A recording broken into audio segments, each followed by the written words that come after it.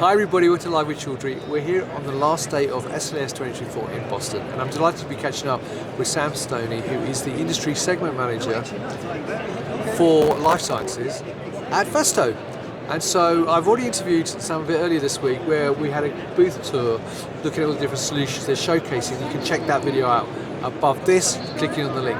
But what we're going to do today is actually look at some of the trends that have been happening across lab automation, because I actually interviewed Sam this time last year in San Diego and asked him the very same question. We can see how those are developed, but also get his feedback to see what some of the things he's seen at the show this year. So first of all, Sam, how are you and how's the show gone this week?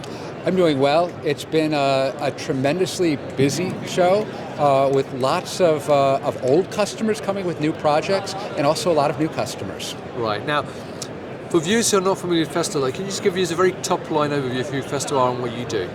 So at Festo, we make a range of components for automation that come from our parent company, which is a $4 billion industrial automation company. And we also take those components and apply them to subsystems to perform targeted operations within an instrument, perhaps a liquid handling subsystem or a motion control subsystem for decapping. Fantastic. So you're an ideal person to speak to actually to look at some of the trends going on, because obviously your customers are going to come to you and say, look, we want to do this in our instrument because we want to change the workflow, we want to integrate it with other workflows. So my first question for you is, from a show perspective, what are some of the things that you've seen or highlighted this week at SLAS 2024? I think the biggest thing is that I'm seeing that the definition of lab automation is getting broadened from, say, modifying a pipetting operation to including the entire lab. Total lab automation is becoming a buzzword, and the majority of new and large exhibits and exhibitors here are focused on bringing end-to-end from the sample coming into the lab to the final results, including things like mass spec, sample management, sample storage. The industry is getting much bigger. Right. Now, that leads on very nicely to my next question, was that from your own perspective as a company supplying other companies, what changes have you seen from the requests that they're asking you for their instruments and the projects they're working on? Without a doubt, there are fewer people building up systems from basic building blocks like whatever valves and motors, and more people looking for a completed solution for, say, liquid handling or for decapping and pipetting. And increasingly the majority of our business is providing end-to-end solutions like that within an instrument as opposed to within an entire lab. Right.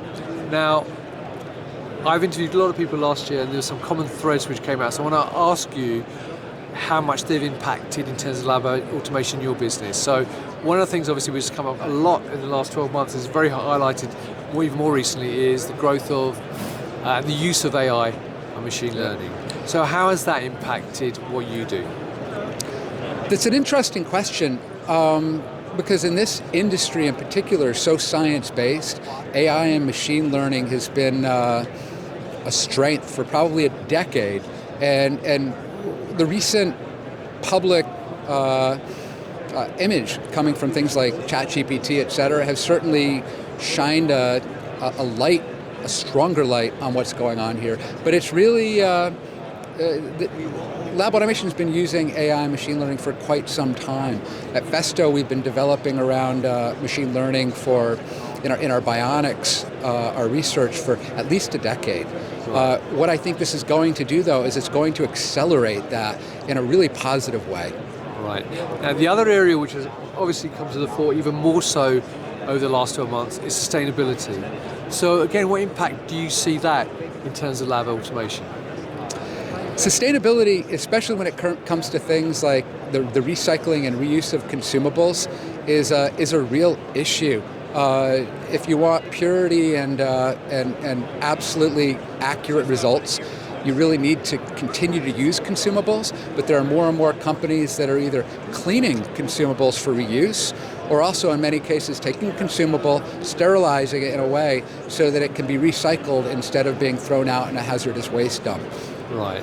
And the other thing which has come up quite a lot with various companies, lesser or greater degree depending who they are, is the whole issue around supply and supply chain. Now, obviously, there was a lot of talk about scarcity of chips and so on at one point as well. How has that impacted, or does it still impact, what you do in terms of the work you do with companies across lab automation?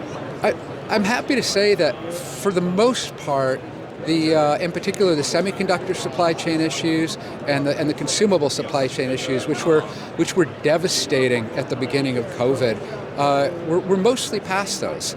Never say never, but I think we're on a clear path to fully recover from that. And I think most companies, including Festo, have made a strong effort to make sure that we don't get caught surprised that way again. Right.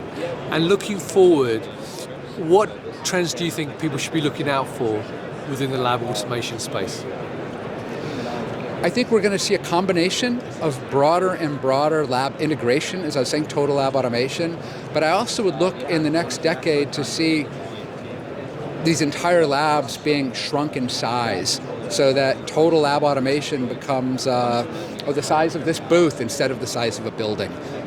So I think we're going to see both an increase in the breadth of lab automation, but a decrease in the size. Brilliant. Well, look, Sam, as always, it's great to catch up with you and get your thoughts. So I hope you have a last great hour here at SLAS and a safe journey home. So there you go, viewers. They're just thoughts from Sam and Festo as to what you can expect across lab automation in the future and what some of the trends are. If you'd like to learn more about Festo, though, click on the links above this video and do that, and also watch the videos I've done with Festo here at SLAS by again clicking on the links above there. So Sam, once again, thank you for your time. Viewers, thank you for watching. Until next time, as always, stay well and stay safe. Bye-bye. Thank you.